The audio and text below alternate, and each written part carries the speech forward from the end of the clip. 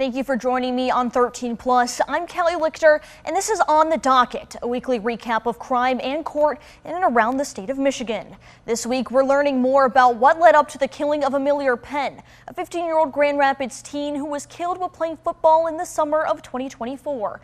And friends remember the life of Cindy Lewis, co-owner of Lewis Adventure Farm, after her tragic death. All that and more is On the Docket.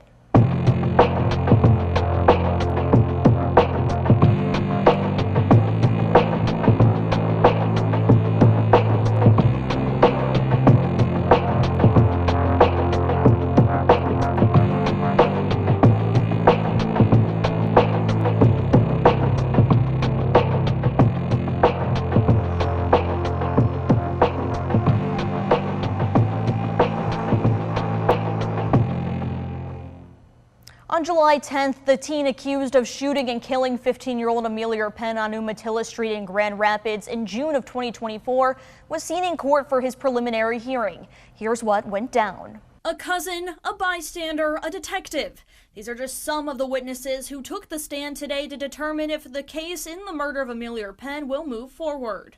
Now, I don't know who's looking for me, but they're spinning in a white Durango with tints, and I'm scared as hell. If I see that car again, I'm gonna just let them have it. I'm gonna let them catch the hat. 17-year-old Cartier Pascal was charged in May with the open murder of 15-year-old Penn. Detectives say Penn and Pascal had ongoing issues and that Pascal pulled the trigger in June of last year. Of the 8 witnesses who took the stand Thursday, 2 had intense questioning. We were asked not to show their faces for fear of retaliation. One witness was near the scene of the murder and says she saw Pascal pull the trigger multiple times, but the defense questioned her account due to her drug use. But you're walking up and down the street looking for a heroin dealer, correct? Mm-hmm. Is that a yes? Yes. You're anxious looking for your heroin dealer, right? Nah, I mean, I'm worried about why they're late. Another witness says she was in a car when she heard Pascal had gotten his first, quote, body, a thought that haunted her for months. I felt sick to my stomach for months knowing about it. Literally was losing sleep over it because, this 15-year-old just deserves justice. And it made me sick because whether that was my sibling or it just made me sick to my stomach. Lead Detective Tony Leonard also took the stand, and the prosecution showed a Snapchat from the investigation of Pascal allegedly admitting to the murder. Someone messaged him saying, "You killed Millie," with 3 question marks. And then the recipient responds, "Had to." Throughout the hearing, the defense questioned if the all-access GRPD episode tainted the case. Everybody wants their 15 minutes of fame, and they got it today. But I don't think it holds up under scrutiny. But Judge Brian O'Neill says the prosecution met their burden of proof and allowed the case to be bound over to circuit court. So a preliminary hearing doesn't mean that this case is totally over. It simply means that it's being bound over to circuit court, meaning that's the next step in the judicial process. From there, there's a bunch of different outcomes that we could see. Pascal could go to trial, there could be a plea deal offered, and this could also take a long time. Sometimes these cases take a couple of years to move through if there are motions that need to be seen by an appellate court and so on and so forth. But we will keep you updated when those moments happen in the case. And we have a special On the Docket episode on 13 Plus right now on Amelia Penn's case. You can find that streaming right now on 13 Plus. Surveillance video captured the moment Grand Rapids 4th of July celebration turned chaotic. People gathered to watch the fireworks on the Blue Bridge began to panic, concerned about the possibility of shots fired. I talked with Grand Rapids Police Chief Eric Winstrom on how no firework watchers were in danger from guns that night. Panic on the Blue Bridge during the Grand Rapids 4th of July fireworks, as rumors of an active shooter caused a stampede during the fireworks finale. Actually heard someone start yelling, they've got guns. If you're not close enough to observe that, the police have it under control, people, 1 or 2 people start running, another few people start running, and very quickly it escalated to sort of a mob scene. Grand Rapids Police Chief Eric Winstrom says no one enjoying the fireworks on July 5th was actually shot, but the sight of guns may have triggered the panicked response. The security cameras at the Blue Bridge captured the moments people ran from the bridge. Word started spreading quickly, because the fireworks were still going on. I think Because of the excitement, some people might have mistaken the sound of the fireworks for gunshots, and it just caused hundreds of people to start running, creating a very dangerous situation. Windstrom says 2 people were having an altercation and drew handguns that were illegally possessed. While officers were quick to arrest the 2 people who are facing felony charges, the false information caused people to run. So what a dangerous situation to come down to a fireworks show where there's tens of thousands of people and to get into a confrontation with someone and think that that's a good time to take your illegally possessed handgun out and start threatening people. While hundreds of officers were on scene to stop a potential shooting from happening, Windstrom says at next year's fireworks, illegally possessed guns are not invited. Shouldn't have to be that we're worried about individuals showing up at a 4th of July fireworks show armed with bad intentions. At the time of this taping, we have no information on the individuals taken into custody. And there's new video from an officer-involved shooting on June 30th in Berrien County. A warning, the video may be disturbing to some viewers. We have the story from our sister station in South Bend, and they're going to break it down for us. Berrien County Sheriff Chuck Height says it's something they prepare and train for, but never something they hope to face in their career, a shootout. A warning, some viewers might find parts of this video disturbing to watch. All right, I'm just curious. Sorry. No, you're good. Deputy Cal Landon with the Berrien County Sheriff's Office was on patrol in Niles Charter Township on the evening of June 30th when he encountered this car parked on private property off of South 3rd Street with a man and woman standing outside of it. You got ID on you? No. No? Yeah, maybe in the car. Yeah, do you mind getting it? In a matter of seconds. Tom Charles Sam, 451 Indiana Commemorative. Really? The man takes off running, and it turns into a pursuit. Man, I got one running for me on foot on South 3rd Street, heading south. Then, the unthinkable. Stop! Get on the ground now! What? Monsieur, hands now! No! Get the on the ground! A near miss. The Berrien County Sheriff's Office sharing the whole video with us Monday, but we're choosing to pause it here, letting only the sound play out. Berrien, shots fired, South 3rd Street. One suspect down. The video shows the male subject was trying to ambush Deputy Landon by acting like he was giving up, and then dropped to one knee, pulled a firearm and shot at Deputy Landon. After quickly switching from his taser to his firearm, Deputy Landon fired shots of his own, hitting and killing 48-year-old Joshua Coffey. Landon calling in for backup. Berrien, run medic, call supervisor. The next deputy on scene took over per protocol and checked on Coffey, who still had his finger on the trigger while he lay there. It is only by God's grace that Deputy Landon was not shot. Sheriff Height crediting the crucial training that his officers undergo to prepare themselves for situations like this, on top of Deputy Landon's personal bravery. But I stand 100% behind Deputy Landon and the actions he took. It's not shown in the body cam video, but the woman who was also there ended up fleeing from police in the car. Sheriff Height tells me both she and the vehicle were later located. Deputy Landon, who's been with the sheriff's office for nearly 2 years, remains on paid leave tonight as Michigan State Police continue their investigation. Next on the docket, how investigators say a cough and THC led to many people hurt at a Kalamazoo gas station. And we're learning how a downtown Grand Rapids car meetup ended with 2 people shot.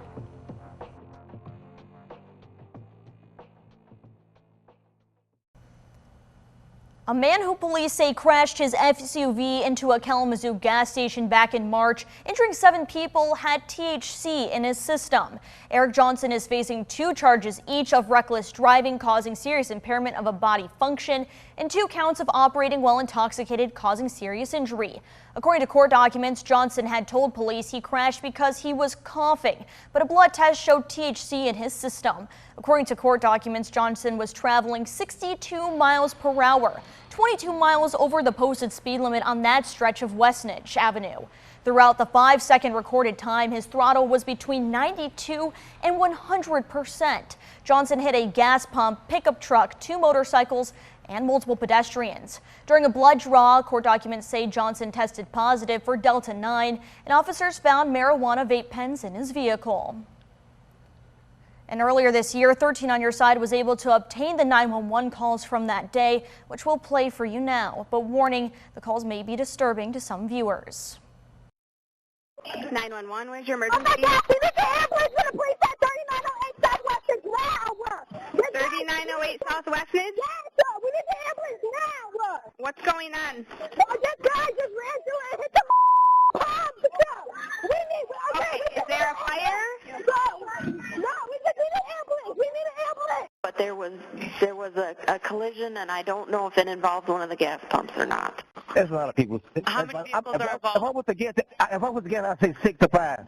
6 vehicles involved in this accident? No. People were. Okay. I know it's a gas tank down, the lady laying on the ground, and a baby's crying. Yeah, a lady laying on the ground, and you got 2 motorcycles on the ground, and you got half a gas tank on the ground, well, a whole gas tank on the ground, and you got a lot of debris. Mr. Jones, is somebody trapped in a vehicle? I don't think so, because ain't nobody approached the vehicle. But this one lady was saying, "Get my boyfriend out, and I haven't seen it. I haven't seen that done so far. An Allegan County jury has found a Michigan State trooper not guilty of reckless use of a firearm. Sergeant Kelly Gillum-Schaefer was off duty when her gun went off in her purse while she was shopping at the Costco in Oshtemo last September. A bullet hit Gillum-Schaefer in the hand and the ankle of another customer. The prosecutor argued the trooper was reckless because the gun was loaded and didn't have a lock. Her attorney says the jury disagreed, reaching a not guilty verdict in less than an hour. And 2 shootings that happened early 4th of July weekend in Grand Rapids are linked to yet another illegal car meetup. The shootings happened around 2 a.m. on Saturday the 5th at Rosa Parks Circle during what police say was an illegal car meetup. When officers arrived, they found a woman with a gunshot wound to the hip and a man shot in the leg. Both were taken to the hospital with non-life-threatening injuries. GRPD Chief Winstrom says anyone who goes to an illegal car meetup is at risk of the possibility of getting hurt. To put yourself in those situations where you're going to these illegal pop-up parties, you're putting yourself in a dangerous situation. So the best way to remain safe is just follow the law, these rules are in place for your safety. It is not safe to attend a party at Rosa Parks at 2 a.m. in the morning. The investigation is ongoing. Next on the docket, the Kent County Sheriff is warning of an increase in thefts. Why a lock may not be keeping your tools safe. And members of the agritainment industry remember the life of Cindy Lewis.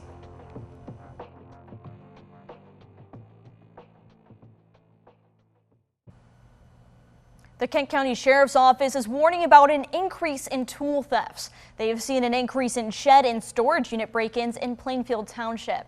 The Sheriff's Office says you need to take precautions so your valuables aren't at risk.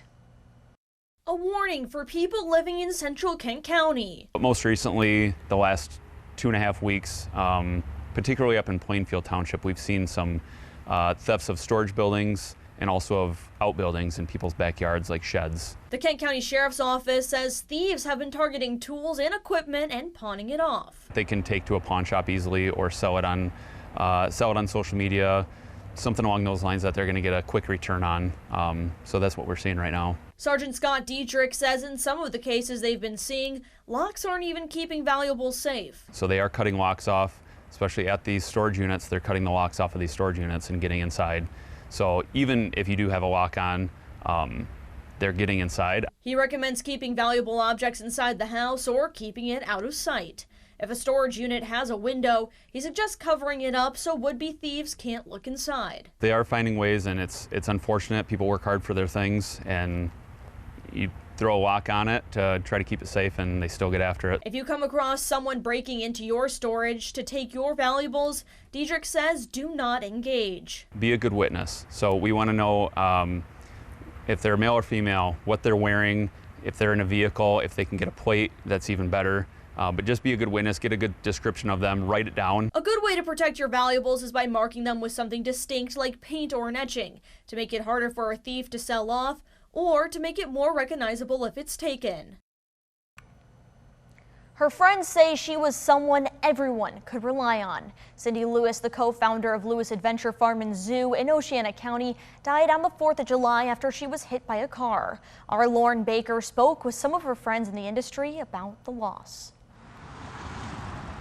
Around Gold Medal Farms, we're about a month and a half still away from production. Work has begun to get ready for the busy fall season. Yep. And so this will be a golden delicious. Manager Justin Wenzel, so the crop is really looking really great this year, says he's worked with many people in the agri-tainment industry to help improve his business over time. Many of the things that we have here at our farm were either inspired with permission or stolen with permission from them. But no one has had an impact. She'll just be missed. Like Cindy Lewis. You know, if we were ever passing through, it was always, hey, you guys got to stop by, and we'll miss that from her. Lewis died on July 4th after she was accidentally hit by an employee on the Lewis Adventure Farm and Zoo property. The following day, I saw the social media post, and the heart just sank. A loss he says he can't wrap his mind around. You know, life is so fragile.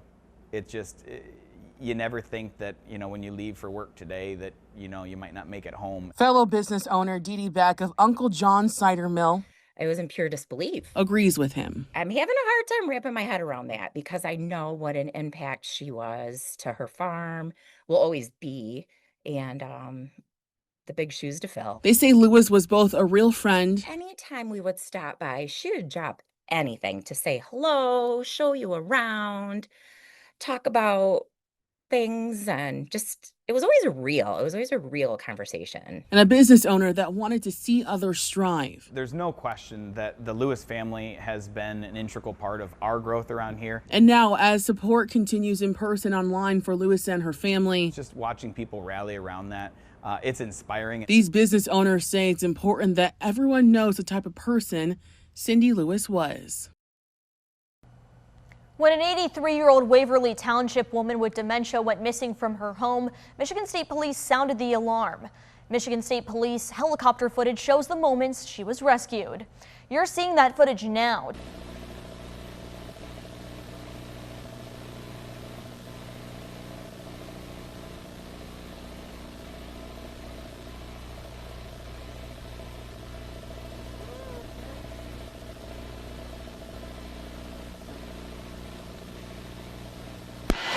All right, Trooper 6, we located the young lady here.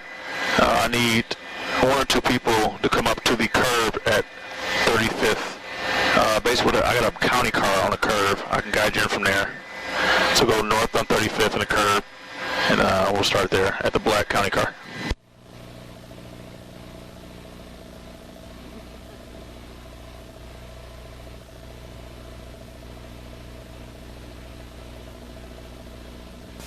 Trooper 6, 5106. I'm in 5123 if you want to guide me. Copy. The county car has his lights on now on the curb. We'll start there.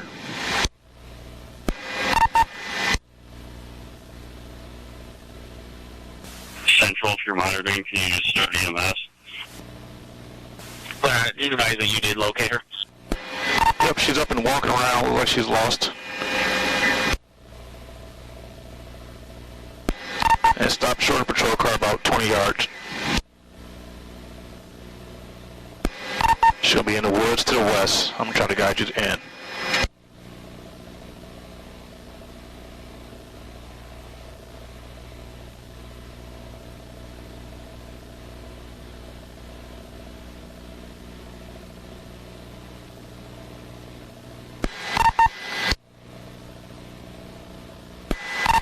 Maybe about 30 yards to your west, but I'll get you guys in once you get out and ready.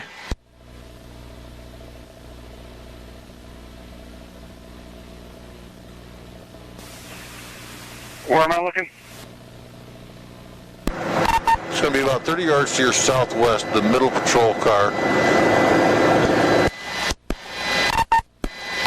Car 5126. We're going to walk off 5126 door.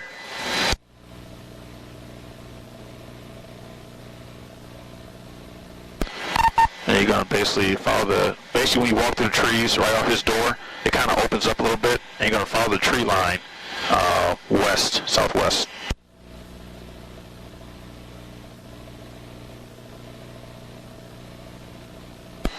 I think you just fail.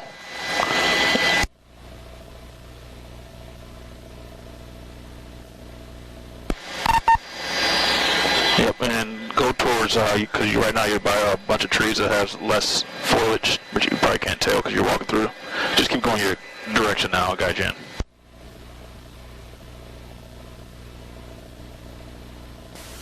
How far off the road? 30 to 50 yards off the road.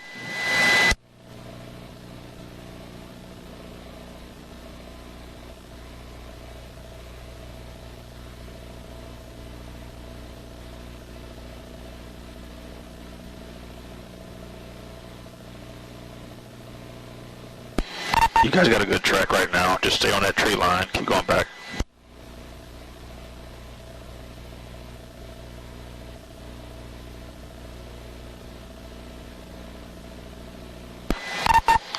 Alright, I think some officers, the lead officers turn guide right a little bit.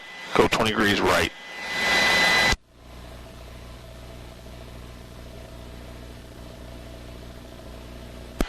You guys are getting kind of, it's getting thick in there right now. It's hard to see you guys now, but she's more towards the opening to your right.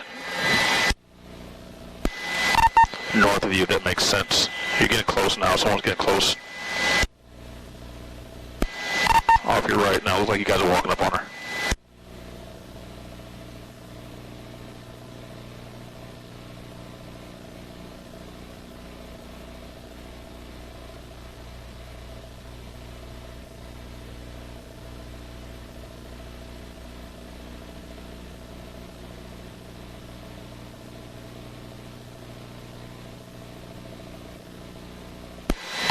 And Trooper 6 just confirming you guys have it right. It's getting thick in there. It's hard to see.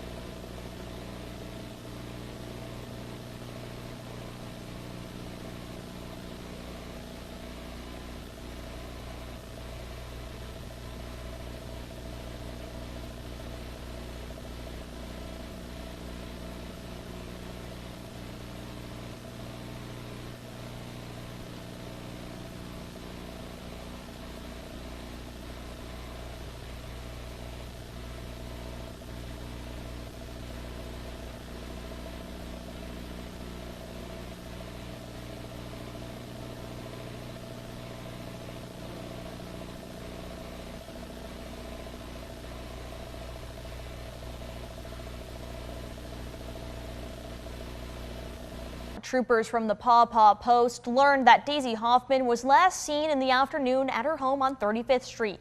She was walking eastbound on 35th Street with shorts, a fluffy pink robe, and black slippers with a gray bow on top.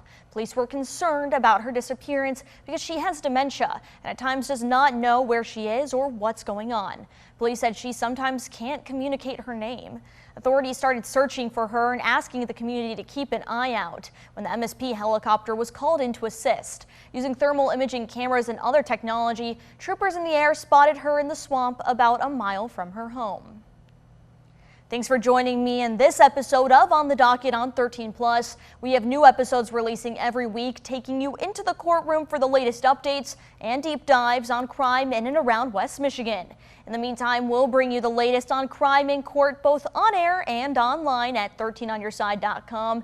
And when breaking news affects you and your community, we stream live on 13+ with what you need to know right when you need to know. We'll see you next time with updates on what's on the docket.